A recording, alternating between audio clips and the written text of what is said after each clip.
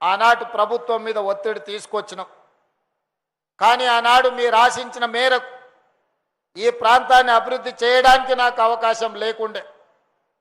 ఆనాటి ప్రభుత్వం మీద ఒత్తిడే తేగలిగిన కానీ నిధులు మంజూరు చెయ్యాలి అని అంటే నా చేతిలో ఆ రోజు అధికారం లేదు. అయినా మీరందరూ హక్కున చేర్చుకున్నారు కాబట్టే, అవకాశం ఇచ్చిండ్రు కాబట్టే ఈనాడు తెలంగాణ రాష్ట్ర ముఖ్యమంత్రిగా ఈ కుక్కడపల్లి శాసనసభ నియోజకవర్గాన్ని అభివృద్ధి చేయడానికి సర్వ అధికారాలు ఈరోజు నా దగ్గర ఉన్నాయి. మీకు ఏమి కావాలన్నా కుక్కడపల్లి ప్రజలు పనులు చేయించుకోండి. మా మంత్రులందరికీ వేదిక మీద నుంచి నేను ఆదేశాలు ఇస్తున్నా. ముఖ్యంగా మా మిత్రులు శ్రీధర్ బాబు గారికి కుక్కడపల్లిని ప్రత్యేకంగా మీరు చూడాలి. ఆనాడు రూపాయి ఖర్చు పెట్టకుండా వందలాది పోలింగ్ బూతుల్లో నా ముఖ పరిచయం లేకపోయినా వాళ్ళే స్వయంగా ఎన్నికల ఏజెంట్లుగా కూర్చొని అపార్ట్మెంట్లలో వాళ్ళే చందాలు వేసుకొని బస్తీలలో పేదవాళ్ళు మన నుంచి ఏం ఆశించకుండా ఆనాడు నాకు అండగా నిలబడ్డారు. ఈరోజు వాళ్ళ రుణం తీర్చుకునే అవకాశం వచ్చింది. మీరు ఖచ్చితంగా ఈ ప్రాంతంలో రోడ్లైనా, ఈ ప్రాంతంలో ఫ్లైఓవర్లైనా, ఈ ప్రాంతంలో చెరువుల పునరుద్ధరణైనా, ఈ ప్రాంతంలో విద్య కోసం పాఠశాలలు కళాశాలలైనా, ఈ ప్రాంతంలో ఉద్యోగ ఉపాధి అవకాశాలకు అవసరమున్న పరిశ్రమల విషయంలో అయినా మీరు పెద్ద మనసు చేసుకొని కుక్కడపల్లి నియోజకవర్గాన్ని ప్రత్యేకంగా చూడాల్సిందిగా నేను మీకు విజ్ఞప్తి చేస్తున్నా. మిత్రులారా, నేను ఎవరిని విమర్శించదలుచుకోలేదు. విమర్శల ద్వారా నా సమయాన్ని వృధా చేసుకోదలుచుకోలేదు. 10 సంవత్సరాల ఆ పరిపాలనను 2 సంవత్సరాల మా పరిపాలనను బేరీజు వేసుకోండి. ఆనాడు ఇచ్చిన ఏ సంక్షేమ పథకాన్ని రద్దు చేయలేదు. అది రైతు భరోసా కావచ్చు, ఉచిత రైతుల కరెంటు కావచ్చు, ఇలా చెప్పుకుంటూ వెళ్తే వాళ్ళు ఏమి ఇచ్చిండ్రో అవన్నీ ఇవ్వడంతో పాటు అదనంగా ఈనాడు 3,28,00,000 తెలంగాణ ప్రజలకు ప్రతి వ్యక్తికి 6 కిలోల సన్న బియ్యం ఈరోజు ఇస్తున్నామా లేదా మా అక్కల్ని చెప్పమని ఆలోచన చేయమని నేను అడుగుతున్నా.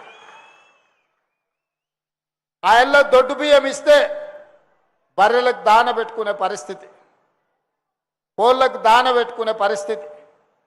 ఇవాళ సన్న బియ్యం ఇస్తే మన సంటి పిల్లలకు బుక్కెడు బువ్వ పెట్టే పరిస్థితి. ఇవాళ ఒక్క బియ్యం గింజ కూడా వృధా కాకుండా ఈరోజు కోట్లాది మంది సన్న బియ్యంతో అన్నం తింటున్నారా లేదా మా అక్కల్ని చెప్పమని నేను అడుగుతున్నా. ఇంటి ఆయనకు తెలియకపోవచ్చు బియ్యం ఎక్కడి నుంచి వచ్చినాయో, కానీ మా అక్కలకైతే తెలుసు కదా ఆ బియ్యము ఈ తమ్ముడు రేవంత్ రెడ్డి మీకు సన్న బియ్యం ఇచ్చిండి అన్న సంగతి. ఆనాడు ఊర్లలో వ్యవసాయానికి ఉచిత కరెంట్ ఇస్తుంటే, అయ్యా మరి మాకైతే భూమి లేదు, భూమి ఉన్నోళ్ళకే రైతు భరోసా ఇస్తేవి, భూమి ఉన్నోళ్ళకే ఉచిత కరెంట్ ఇస్తేవి, భూమి ఉన్నోళ్ళకే అగ్వ సగ్వకు ఎరువులు ఇస్తేవి. మరి పట్నంలో ఉన్న మా పరిస్థితి ఏంది అని అంటే నిజంగానే కదా పేదోళ్ళ గురించి ఆలోచన చేయాలి కదని ఈరోజు ప్రతి పేదవాడికి 200 యూనిట్లు ఉచిత కరెంటు, మీ ఇంట్లో కరెంటు బిల్లు కట్టకుండా మీ ఇళ్ళలో కరెంటు వస్తుందా లేదా, లైట్ వేసినప్పుడల్లా మా అక్కల్ని గుర్తు చేయమని అడుగుతున్నా. ఈ సంగతి ఇంటి ఆయనకు తెలియదు, ఎందుకంటే లైట్ స్విచ్ చేయడం ఉందో ఆయనకే తెలియదు.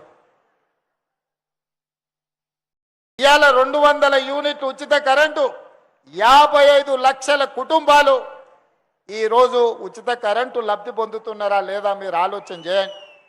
ఆ ఎల్ల దీపం పథకం ద్వారా ఇందిరాగాంధీ గారి వారసత్వంగా వచ్చిన సోనియా గాంధీ గారు కట్టెల పొయ్యి మీద వంట వండితే ఆ పొగ ఊపిరితిత్తుల్లోకి పోయి ఆడబిడ్డలు క్యాన్సర్ వచ్చి చచ్చిపోతుంటే, కళ్ళు మండిపోతుంటే పిల్లలకి ఎట్లయినా వండి పెట్టాలి అని క్యాన్సర్ బారిన పడ్డా మా అక్కల బాధను భరించింది.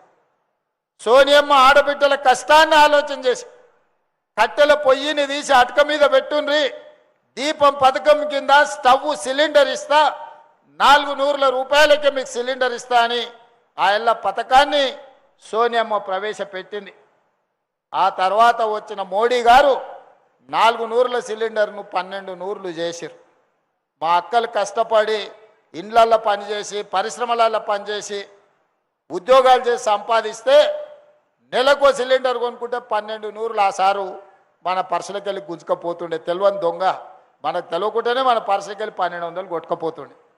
మరి అట్లాంటిది ఇవాళ మా అక్కలు సిలిండర్ కొంటే 500 రూపాయలకే ఇవాళ మా అక్కలు సిలిండర్ తెచ్చుకుంటున్నారు. అదేవిధంగా ఆ ఇళ్ళ బతుకమ్మ చీరలు, పండుగ పూట చీరలు పెడతాం, బతుకమ్మ ఆడుకోవాలని చీరలు ఇస్తే ఆ చీరలు ఇంటి ముందల ఊర్లలో వ్యవసాయ పొలాల కాడ పిట్టల్ని బెదరగొట్టడానికే కట్టేటోళ్ళు. ఇంటి ముందల మన ఏంది అది కర్టెన్ లాగా కట్టేటోళ్ళు మా అక్కలు ఇట్లా రూమ్కు మధ్యలో పరద లెక్క. కానీ ఇవాళ ఆ ఇందిరమ్మ చీరలు వద్దు, ఆ ఇళ్ళ ఇందిరమ్మ చీరల పేరు మీద బతుకమ్మ చీరల పేరు మీద వాళ్ళంటే మేము ఇందిరమ్మ చీరలు ఇస్తామంటే బతుకమ్మ చీరలలో ఇందిరమ్మ చీరలు వద్దన్నారు.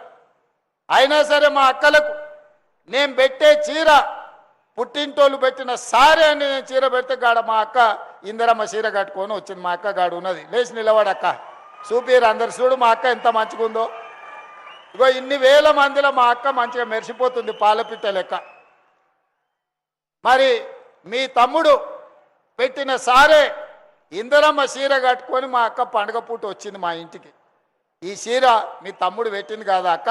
1,00,00,000 మందికి ఇందిరమ్మ చీరలు ఈరోజు రాష్ట్రంలో 1,00,00,000 మంది ఆడబిడ్డలకి ఇవ్వాల నేను ఇందిరమ్మ చీర పెట్టిన. అదేవిధంగా కూలికి పోవాలన్నా, పనికి పోవాలన్నా, పిల్లలు చదువుకోనికి పోవాలన్నా, మీరు ఎక్కడైనా పరిశ్రమల కార్మికులకు పోవాలన్నా బస్సు కిరాయికే 5-6 వేల నుంచి 10,000 రూపాయలు ఖర్చు అయ్యేది. ఇక అమ్మగారింటికి పోవాలంటే ఇక అవాసకు పున్నాకు కూడా ఇంటి ఆయన పోనిచ్చేటోడు కదా, దండగమారు ఎవరం ఎందుకమ్మా ఏమున్నది చూడలేదా మీ అమ్మని పుట్టినప్పటి నుంచి ఆడుకోతావు అనేటోడు.